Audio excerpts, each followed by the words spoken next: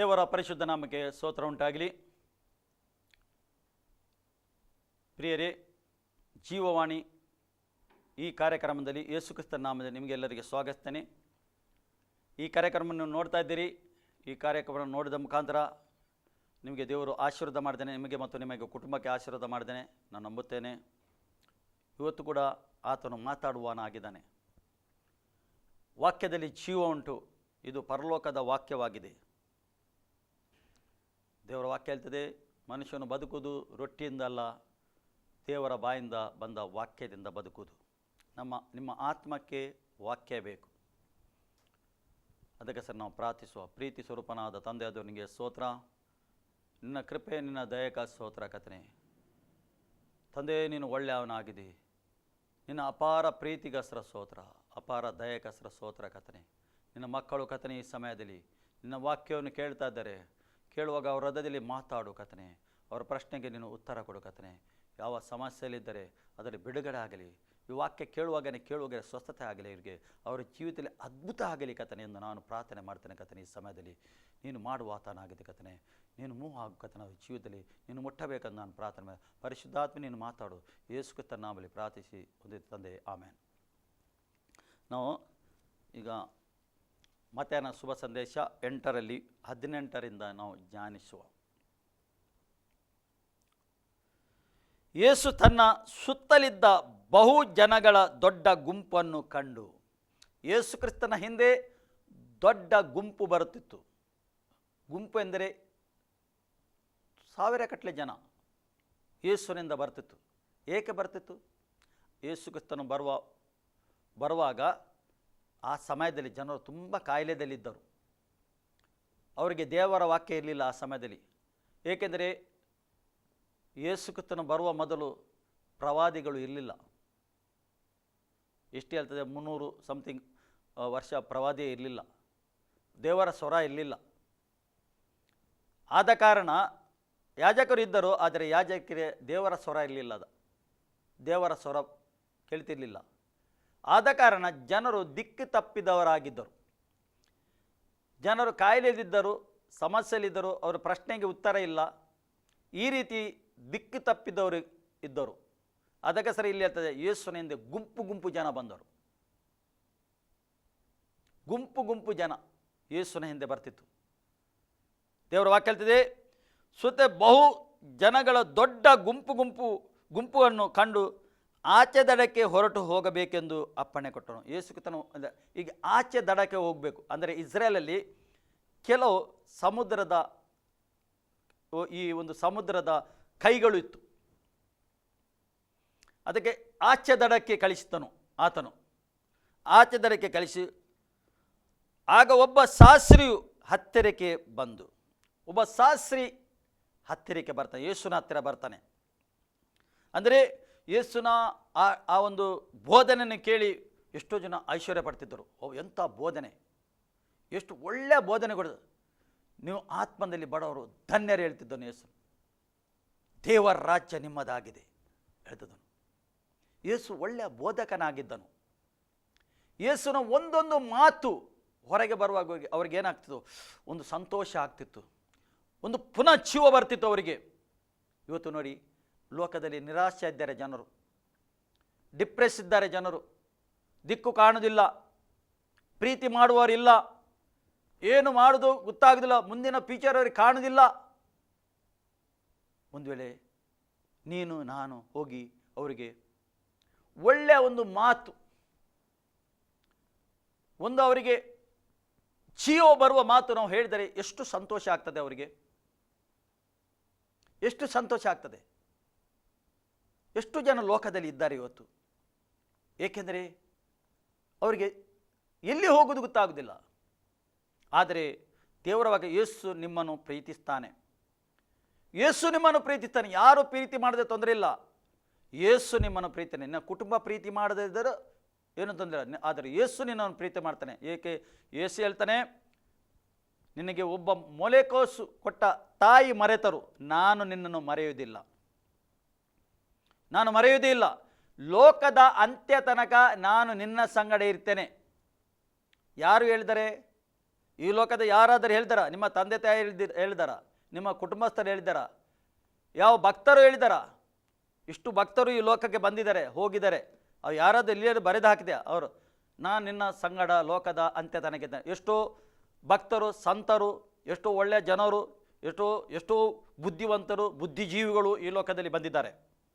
ಎಷ್ಟೋ ರಾಜ್ಯರು ಬಂದಿದ್ದಾರೆ, ಎಷ್ಟೋ ಪರಾಕ್ರಮಶಾಲಿಗಳು ಬಂದಿದ್ದಾರೆ, ಎಷ್ಟೋ ಐಶ್ವರ್ಯವಂತರು ಈ ಲೋಕದಲ್ಲಿ ಬಂದಿದ್ದಾರೆ. ಯಾರಾದರೂ ಇಷ್ಟ ತನಕ ಹೇಳಿದಾರ? ಯಾರಾದರೂ ಅವರ ಪುಸ್ತಕದಲ್ಲಿ ಕೆಳಗೆ ಉಂಟಾ?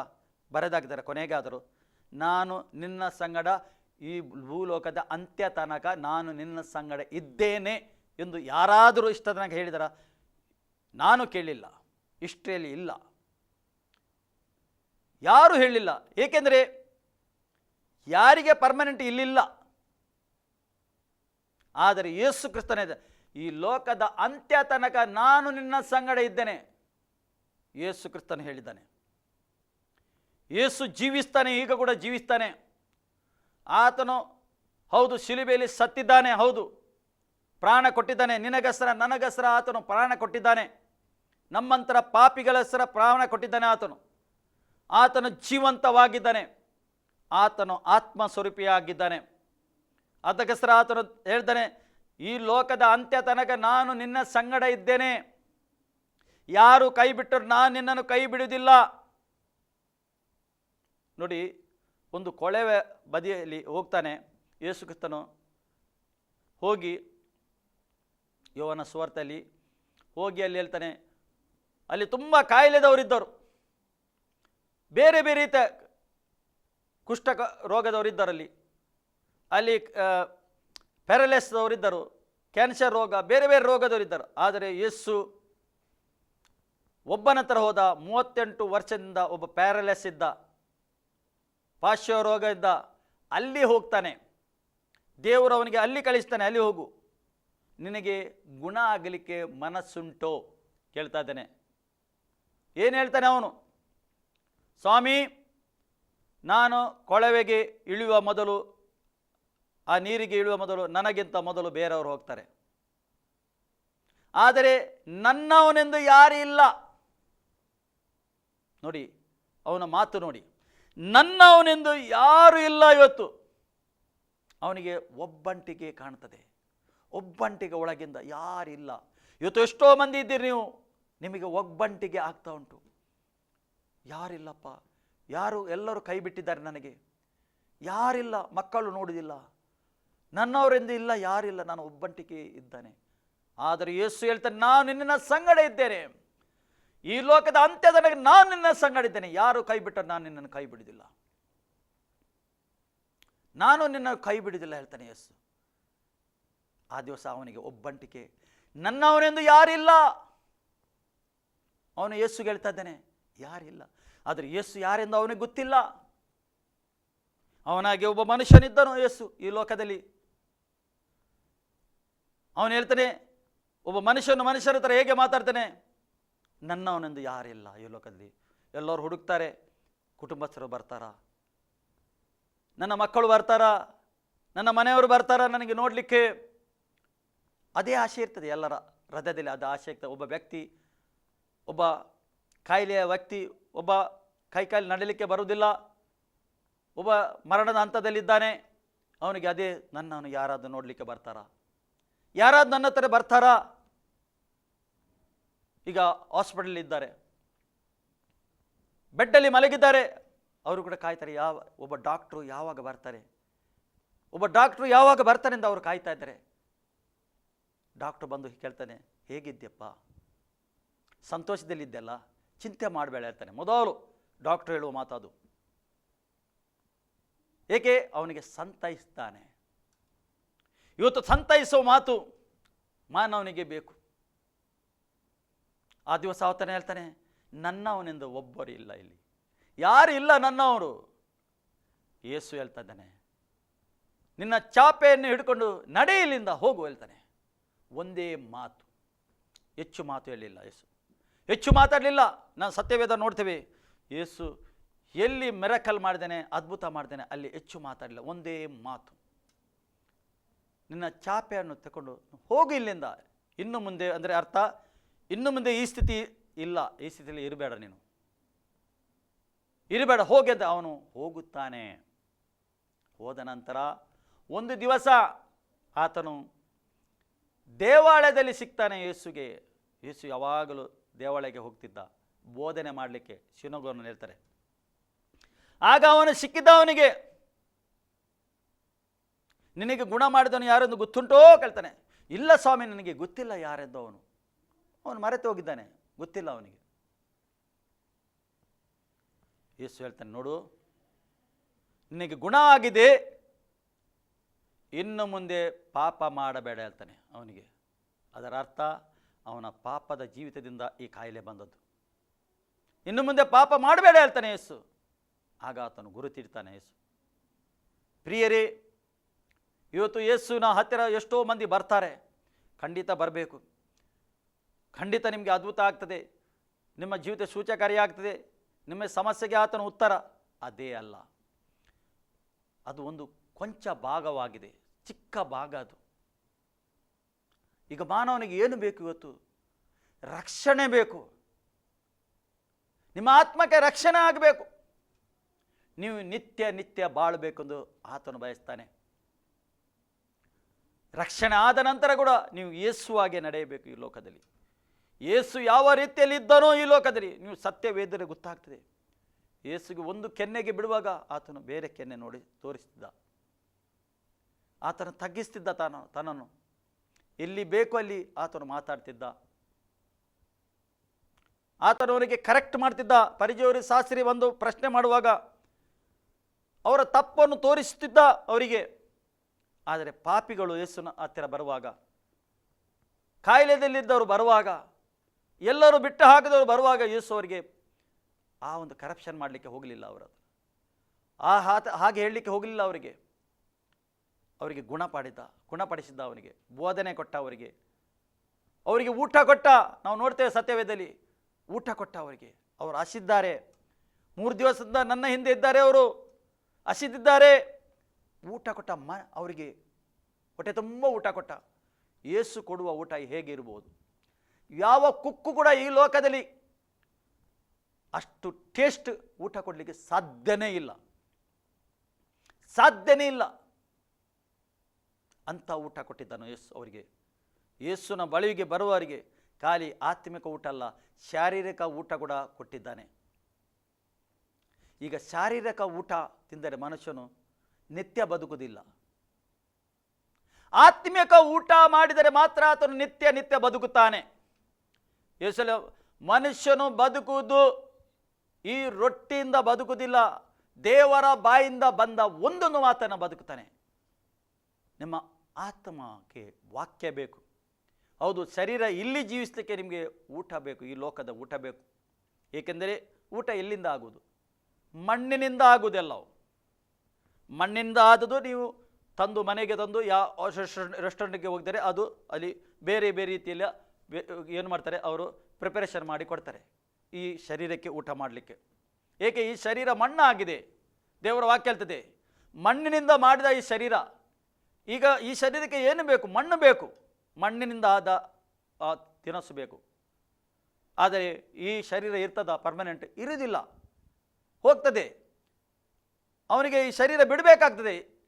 ಆದರೆ ಆತ್ಮ ಹಾಗೆ ಅಲ್ಲ. ನಿಮ್ಮ ಆತ್ಮ ಮತ್ತು ಜೀವ ವೆರಿ ವೆರಿ ಇಂಪಾರ್ಟೆಂಟ್. ಎಲ್ಲಿಂದ ನೀವು ಬಂದಿದ್ದೀರಿ, ದೇವರು ಕಳಿಸಿದ ನಿಮಗೆ ಅಲ್ಲಿ ಒಂದು ದಿವಸ ಹೋಗ್ಲಿಕ್ಕುಂಟು. ದೇವರು ಬಯಸ್ತಾನೆ ನೀವು ನಿತ್ಯ ನಿತ್ಯ ಜೀವಿಸಬೇಕು. ಏನು ಬೇಕು? ಯೇಸು ಕ್ರಿಸ್ತನ ಬೇಕು. ಯೇಸುನ ನಾಮದಲ್ಲಿ ಮಾತ್ರ ಪಾಪ ಪರಿಹಾರ. ಒಬ್ಬ ವ್ಯಕ್ತಿಯ ಈ ಲೋಕದಲ್ಲಿ ಇರುವಾಗ, ಶರೀರದಲ್ಲಿ ಇರುವಾಗ ಪಾಪ ಪರಿಹಾರ ಆಗಬೇಕು. ಅವನು ಯಾರೆಂದು ಅವನು ತಿಳ್ಕೊಳ್ಳಬೇಕು. ಮಾನವನು ಯಾರಾಗಿದ್ದಾನೆ ಎಂದು ತಿಳ್ಕೊಳ್ಬೇಕು, ಮತ್ತು ಯಾರು ಅವನಿಗೆ ಬೇಕು ಎಂದು ಅವನು ತಿಳ್ಕೊಳ್ಬೇಕು. ಇದು ವೆರಿ ಇಂಪಾರ್ಟೆಂಟ್ ಆಗಿದೆ ಒಬ್ಬ ವ್ಯಕ್ತಿಗೆ.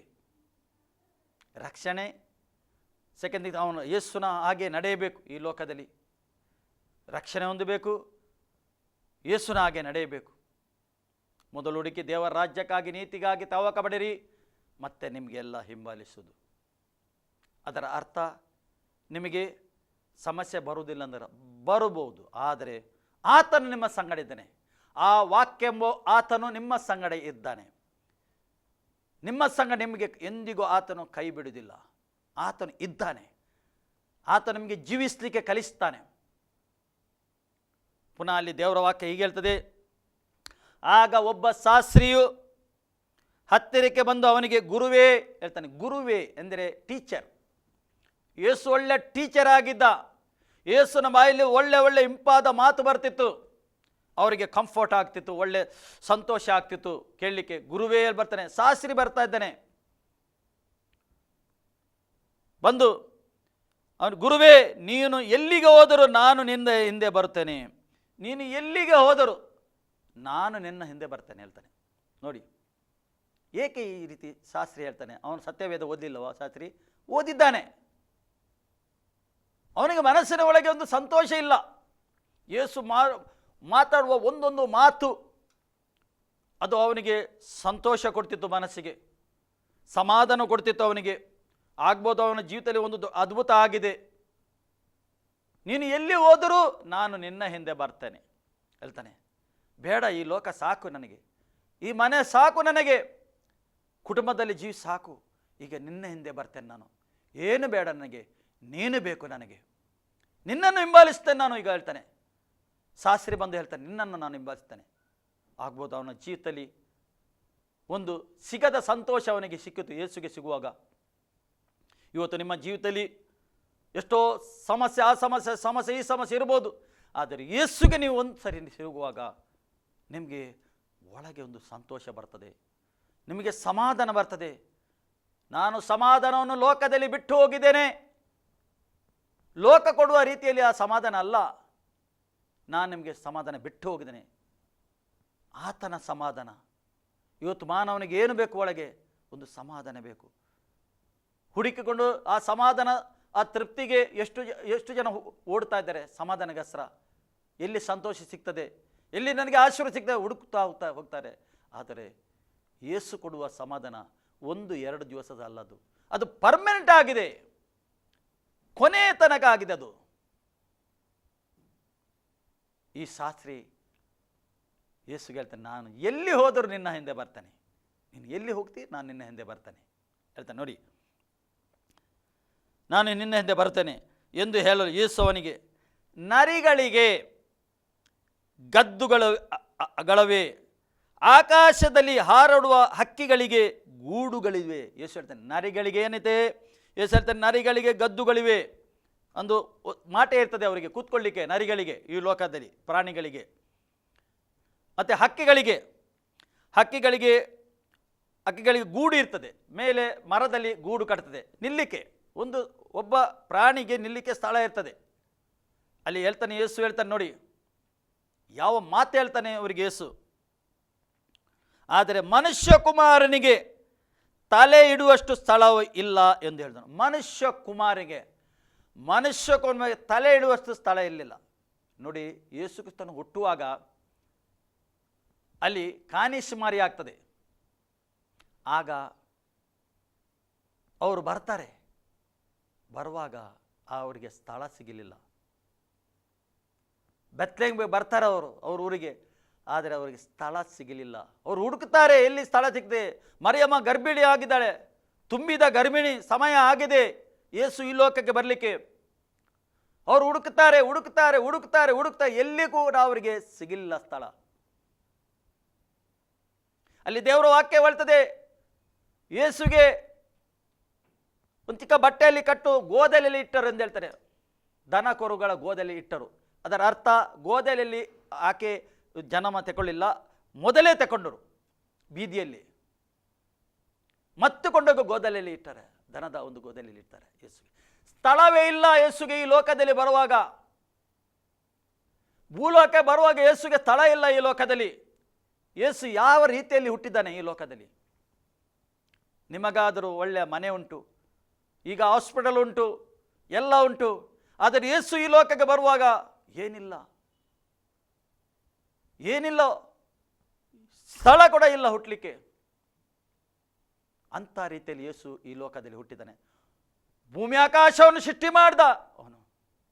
ಯೇಸುನ ಮುಖಾಂತರ ಸೃಷ್ಟಿಯಾದ. ನೀವು ಸತ್ಯವೇದ ಓದಿರಿ, ಯೇಸುವಿನ ಮುಖಾಂತರ ಇದು ಸೃಷ್ಟಿಯಾದದು. ಇಡೀ ಭೂಮಿ ಆಕಾಶ ಎಲ್ಲ ಪರಲೋಕ ದೂತರು ಎಲ್ಲರೂ ಯೇಸುನಿಗೋಸ್ಕರ ಇದು ಸೃಷ್ಟಿಯಾದದ್ದು. ಆದರೆ ಯೇಸು ಈ ಲೋಕಕ್ಕೆ ಬರುವಾಗ ಸ್ಥಳ ಇಲ್ಲ ಅವರಿಗೆ. ಯಾರಿಗೆ ಗೊತ್ತಿಲ್ಲ ದೇವಕುಮಾರನೆಂದು ಗೊತ್ತಿಲ್ಲ. ಆದರೆ ಕುರುಬರಿಗೆ ದೇವದೂತರು ಬಂದು ಹೇಳ್ತಾ ಇದ್ದಾರೆ, ಕುರುಬರು ಒಂದು ದರ್ಶನವನ್ನು ನೋಡ್ತಾ ಇದ್ದಾರೆ. ಒಂದು ದೇವದೂತನು ಬರ್ತಾನೆ, ಅವರಿಗೆ ಬೆತ್ಲೆಹೇಮಿನ ರಾಜ್ಯವನ್ನು ಹುಟ್ಟಿದ್ದಾನೆ ಹೇಳ್ತಾರೆ. ಅವರಿಗೆ ಅವರು ಒಳ್ಳೆ ಒಂದು ಆರಾಧನೆ ನೋಡ್ತಾ ಇದ್ದಾರೆ ಪರಲೋಕದಲ್ಲಿ. ಆರಾಧನೆ ಒಂದು ಸ್ವರ ಕೇಳ್ತಾ ಇದ್ದಾರೆ. ಅವರು ಕುರಿಕಾಯವರು ಕುರುಬರು, ಅವರು ಓಡಿ ಓಡಿ ಬರ್ತಾರೆ ಯೇಸು ಇದ್ದಾಗೆ. 3 ಜೋಯಿಷರು ಬರ್ತಾರೆ. ಯಾವ ಮೂಡಲ ದೇಶದಿಂದ, ಅರಬ್ ದೇಶದಿಂದ ಹುಡುಕಿಕೊಂಡು ಬರ್ತಾರೆ ಯೇಸುಗೆ. ಹುಡುಕಿಕೊಂಡು ಬಂದು ಯೇಸುಗೆ ಏನು ಮಾಡ್ತಾರೆ? ಮೊದಲು ಅಡ್ಡ ಬೀಳ್ತಾ ಇದ್ದಾರೆ ಯೇಸುಗೆ. ಮೊದಲು ಅಡ್ಡ ಬಿದ್ದದ್ದು ಅವರು 3 ಜೋಯಿಷರು ಅಡ್ಡ ಬಿದ್ದರು. ಬಂದು ಆ ಚಿಕ್ಕ ಶಿಶು ಅಡ್ಡ ಬೀಳ್ತಾ ಇದ್ದಾರೆ ಆ ಸ್ಥಳಕ್ಕೆ ಬಂದು. ಅದಕ್ಕೆ ಯೇಸು ಹೇಳ್ತಾನೆ, ಇಲ್ಲಿ ನೋಡಿ, ನನಗೆ ಸ್ಥಳ ಇಲ್ಲ, ನೀನು ನನ್ನ ಹಿಂದೆ ಬರ್ತೇನೆ ಹೇಳಿ, ನನಗೆ ಸ್ಥಳ ಇಲ್ಲ ಈ ಲೋಕದಲ್ಲಿ. ನೋಡಿ ಯೇಸು ಹೇಳ್ತಾನೆ, ಮನುಷ್ಯಕೊನ್ನುವರಿಗೆ ತಲೆ ಇಡುವಷ್ಟು ಸ್ಥಳ ಇಲ್ಲ ಎಂದು ಹೇಳಿದನು. ಶಿಷ್ಯರಲ್ಲಿ ಬೇರೊಬ್ಬನು, ಸ್ವಾಮಿ, ನಾನು ಮೊದಲು ಹೋಗಿ ನನ್ನ ತಂದೆಯ ಉತ್ತರ ಕ್ರಿಯೆಯನ್ನು ಮಾಡಿ ಬರುವಂತೆ ನನಗೆ ಅಪ್ಪಣೆ ಆಗಬೇಕು. ಈಗ ಶಿಷ್ಯನು ಬರ್ತಾನೆ, ಹೇಳ್ತಾನೆ, ನನಗೆ ಮೊದಲು ಮನೆಗೆ ಹೋಗಬೇಕು, ನನ್ನ ತಂದೆಯ ಉತ್ತರ ಕ್ರಿಯೆ ಮಾಡಲಿಕ್ಕೆ ಉಂಟು ಅಂತ ಹೇಳ್ತಾನೆ. ಉತ್ತರ ಕ್ರಿಯೆ ನೋಡಿ, ಹೋಗಿ ತಂದೆಯ ಉತ್ತರ ಕ್ರಿಯೆಯನ್ನು ಮಾಡಿ ಬರುವಂತೆ ನನಗೆ ಅಪ್ಪಣೆಯಾಗಬೇಕು ಅನ್ನಲಾಗಿ ಯೇಸುವನಿಗೆ, ನನ್ನ ಹಿಂದೆ ಬಾ, ಫಾಲೋ ಮೀ. ಇವತ್ತು ನಾವು ಯಾರಿಗೆ ಹಿಂಬಾಲಿಸಬೇಕು? ಯೇಸು ಕ್ರಿಸ್ತನಿಗೆ ಹಿಂಬಾಲಿಸಬೇಕು. ಫಾಲೋ ಮೀ ಹೇಳ್ತಾನೆ, ನನ್ನನ್ನು ಹಿಂಬಾಲಿಸು ಫಸ್ಟ್, ನನ್ನ ಹಿಂದೆ ಬಾ ಹೇಳ್ತಾನೆ. ಯೇಸು ಕರೆಯುತ್ತಾ ಇದ್ದಾನೆ, ಅವನಿಗೇನೈತೆ? ಫಾಲೋ ಮೀ, ನನ್ನ ಹಿಂದೆ ಬಾ ನೀನು. ನಾವು ಯೇಸುಗೆ ಹಿಂಬಾಲಿಸಬೇಕು. ನಾವು ಸತ್ಯವೇದ ಕರೆಕ್ಟಾಗಿ ಓದಬೇಕು, ವಾಕ್ಯ ಕೇಳಬೇಕು, ಸಭೆಗೆ ಹೋಗಬೇಕು, ಎಲ್ಲ ಹೋಗಬೇಕು, ನಮ್ಗೆ ಬೇಕು. ಆದರೆ ಕೊನೆಗೆ ನಾವು ಯೇಸುವನ್ನೇ ಹಿಂಬಾಲಿಸಬೇಕು, ಕ್ರಿಸ್ತನನ್ನೇ ಹಿಂಬಾಲಿಸಬೇಕು. ಸತ್ಯವೇದದ ಸತ್ಯವಾಕ್ಯವನ್ನೇ ನಾವು ಪಾಲಿಸಬೇಕು. ಯಾರು ಯಾವ ರೀತಿಯಲ್ಲಿ ತಿರುಗಿಸಿಕೊಡಲಿ, ಆದರೆ ನೀನು ಯೇಸುವನ್ನೇ ಹಿಂಬಾಲಿಸಬೇಕು, ಆತನನ್ನೇ ಹಿಂಬಾಲಿಸಬೇಕು. ಆತನನ್ನೇ ಹಿಂಬಾಲಿಸಿದರೆ ಮಾತ್ರ ಹೋಗುವ ಸ್ಥಳಕ್ಕೆ ಹೋಗಿ ಅವರು ತಲುಪುತ್ತಾರೆ, ಇಲ್ಲದೆ ತಲುಪುವುದಿಲ್ಲ. ಯೇಸು ಮಾರ್ಗವಾಗಿದ್ದಾನೆ, ಯೇಸು ಸತ್ಯವಾಗಿದ್ದಾನೆ, ಯೇಸು ಜೀವವಾಗಿದ್ದಾನೆ. ಯೇಸುವಿನ ವಿನ ಯಾರು ಪರಲೋಕಕ್ಕೆ ಹೋಗಲಿಕ್ಕೆ ಆಗುವುದಿಲ್ಲ. ಯಾರು ಬೇಕು ಇವತ್ತು ನಮಗೆ ನಿಮಗೆ? ಯೇಸು ಕ್ರಿಸ್ತನ ಬೇಕು. ಅದಕ್ಕೆ ಹೇಳ್ತಾನೆ, ನನ್ನ ಹಿಂದೆ ಬಾ, ಸತ್ತವರೇ ತಮ್ಮವರಲ್ಲಿ ಸತ್ತು ಹೋದವರ ಉತ್ತರ ಕ್ರಿಯೆಗಳನ್ನು ಮಾಡಲಿ ಎಂದು ಹೇಳಿದನು. ಸತ್ತವರಲ್ಲಿ, ಅಲ್ಲಿ ಯೇಸು ಹೇಳ್ತಾನೆ, ಸತ್ತವರೇ ತಮ್ಮವರಲ್ಲಿ ಸತ್ತು ಹೋದವರ ಉತ್ತರ ಕ್ರಿಯೆ ಮಾಡಲಿ. ಅಂದರೆ ಅವರಿಗೆ ವಾಕ್ಯ ಗೊತ್ತಿಲ್ಲ, ಆತ್ಮ ಅವರ ಬೋನೆಗೇನಾಗಿಲ್ಲ, ಅಂದರೆ ಹೊಸತಾಗಿ ಹುಟ್ಟಲಿಲ್ಲ, ಅವರು ಆತ್ಮದಲ್ಲಿ ಹೊಸ ಹುಟ್ಟಿಲ್ಲ, ವಾಕ್ಯ ಗೊತ್ತಿಲ್ಲ, ಲೋಕದ ಲೋಕದಲ್ಲಿದ್ದಾರೆ, ಧರ್ಮದಲ್ಲಿದ್ದಾರೆ, ಆಚಾರ ವಿಚಾರ ಮಾಡ್ತಾ ಇದ್ದಾರೆ, ಅವರು ಸಂಪ್ರದಾಯದಲ್ಲಿ ಇದ್ದಾರೆ.